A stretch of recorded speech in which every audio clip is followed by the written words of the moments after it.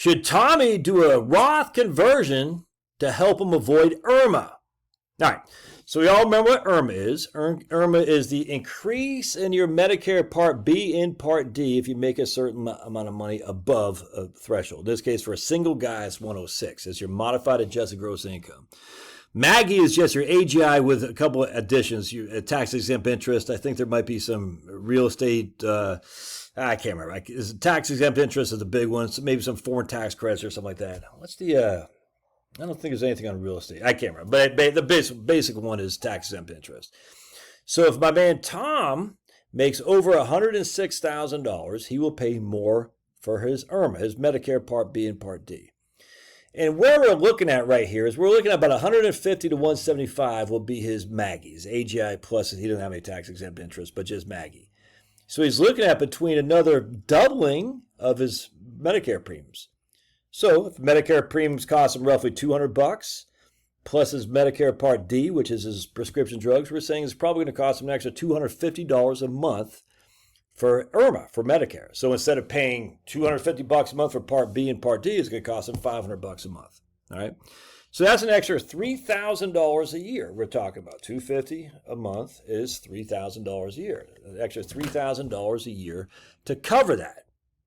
All right. Now he's 66 years old, so he's got another 24 years ahead of us. So $3,000 a year times 24 is $72,000 is what we're going to say. Now, it does include inflation because we're not inflating that. Why? Because I'm going to show you here in just a second. So we're just assuming that he's got to spend $72,000 in total IRMAA. I guess let me tell you why we're not inflating that. Because IRMAA tax brackets are adjusted with inflation. And Medicare Part B and Part D is adjusted for inflation as well. So as one goes up, the other goes up. See what I'm saying? So it's basically even Steven. So it's going to cost him an extra $72,000, assuming he lives till he's 90, for his Medicare payments. Part B and Part D. So now the question is, all right, should he do a Roth conversion, a big Roth conversion, we'll just say $100,000 to help offset that? Because if he did a $100,000 Roth conversion, he'd have enough cash, theoretically, to avoid the IRMAAs because he'd have this $100,000 Roth. Now I'm going to answer the answer is no. And you got to be, this is not a very precise way to look at it because $100,000 would actually, I'll show you what he's looking at here. We'll see his expenses.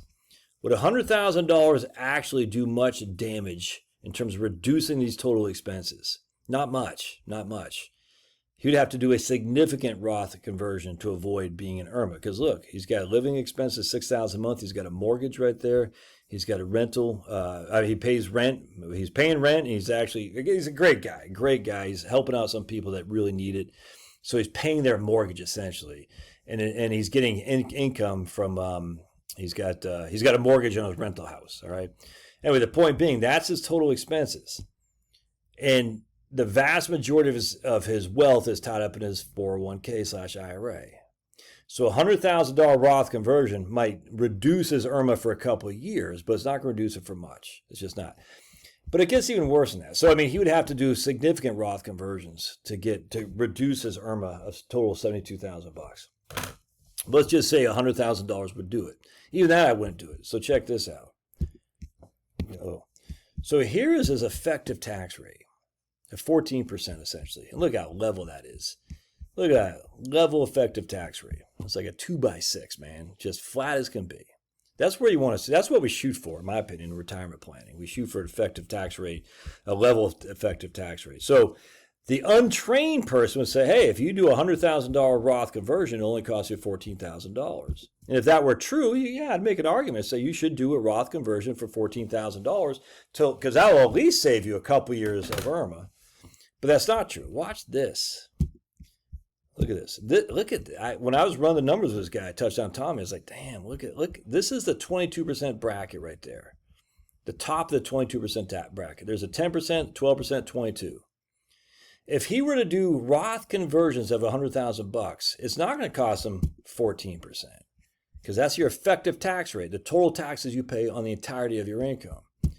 This is your marginal rate. The next dollar of income is taxed at what? Your marginal rate. Look how just right there, he's just right on the top of that 22% bracket, top, which meant if he added any additional income, it won't be taxed at 10, 12, 22, 14, it'd be taxed at 24. So for him to do a $100,000 Roth conversion, it's going to cost him $24,000 in taxes today. Today. $24,000 in taxes today, assuming all things are equal, to save $72,000 over the course of the next 25 years. What does it say? 24 years. Man, not worth it. Not worth it. I mean, if you can say $24,000 to today to save $72,000 in taxes tomorrow, that's one thing. But $24,000 today to save $3,000 a year, each and every year for the next 24 years. No, that's not worth it at all. And the reason for that is quite simple, because what can that $24,000 grow to? I mean, literally, what can it grow to? Each and every year, let's just say 5% rate of return, compounded. It just doesn't make sense, especially when you're tiptoeing right at that tax. I mean, it's crazy. Look at how close he is to 22%. He's right on the cusp. Anything he does, additional income is going to put him in the 24% tax bracket. In fact, you can see right here, we're starting to get in the next one. If he does $100,000, that could slowly put him, depending on what happens with his RMDs and whatnot, that could easily put him, because I'm only giving a 5.2% rate of return, but that $100,000, he doesn't have RMDs here, but I'm just saying at the end of the day, he's right there on that 22. So anything could happen where he gets actually did a $100,000 Roth conversion. It might put him in the 24 to 32. Is it 32 or 33? I can't remember. 32. Not likely, but if he has some extra income he wasn't considering, maybe he couldn't take a depreciation.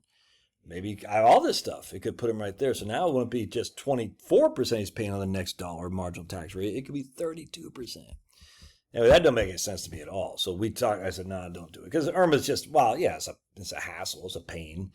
$250 a month is a whole lot better, in my opinion, than freaking doing Roth conversion. Because again, a 100,000 Roth conversion isn't going to, I mean, it'll do him a couple of years. Don't get me wrong. That'll take some income off where he doesn't have to pay more for IRMAA than he already is going to. But at the end of the day, it's not going to save it. He's going to have to do $100,000 Roth conversions probably every 4 to 5 years. It's just not worth it, man. I just don't think IRMAA's that big of a deal. I mean, I like it. I wish you could avoid it. And if you read my book, Touchdown Tommy, is it this one or this one? I think it's this one. If you read my book, Touchdown Tommy, you would have figured out a way to avoid IRMAA. Well, not him, because he had already been retired. But still, this is where we want to make the Roth our friend while we're younger. That way we can avoid IRMAA as we go forward. And frankly, that way, hopefully, we can avoid tax on Social Security by being poor on paper. All right, love your thoughts. Smash that like button. Just give it a smash. And if you don't like it to smash it, give it a fondle. Hee hee hee. Give it a tickle, tickle, tickle, tickle. Do it Al Franken. Tickle, tickle, tickle. All right, God bless. We'll see you.